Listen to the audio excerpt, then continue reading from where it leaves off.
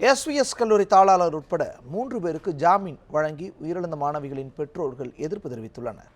விழுப்புரம் மாவட்டம் கள்ளக்குறிச்சி அருகே உள்ள எஸ்விஎஸ் இயற்கை மற்றும் சித்த மருத்துவக் கல்லூரியில் கடந்த சில மாதங்களுக்கு முன்பு மாணவிகள் மோனிசா, சரண்யா, பிரியங்கா ஆகியோர் மர்மமான முறையில் உயிரிழந்தனர்.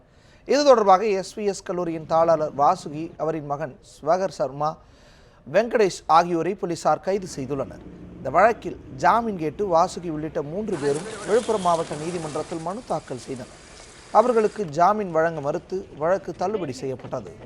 இந்த உத்தரவை எதிர்த்து வாசுகி, ஸ்வகர் சர்மா உட்பட 3 பேரும் சென்னை உயர்நீதிமன்றத்தில் வழக்கு தொடர்ந்தனர்.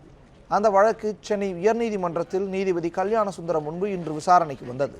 அப்போது மூவருக்கும் ஜாமீன் வழங்கக்கூடாது என உயிரிழந்த மாணவிகளின் பெற்றோர் நீதிமன்றத்தில் எதிர்ப்பு தெரிவித்தனர். இதையடுத்து ஜாமீன் வழங்க மறுப்பது குறித்து இணைப்பு மனுவை வழங்க பெற்றோர் தரப்பு வழக்கறிஞர் அனுமதி கோரினார். இதை ஏற்றுக்கொண்ட நீதிபதி இது தொடர்பாக சிபிசிஐடி மற்றும் பெற்றோர் தரப்பில் பதில் அளிக்க உத்தரவிட்டு வழக்கை நாளை ஒத்தி வைத்தனர்.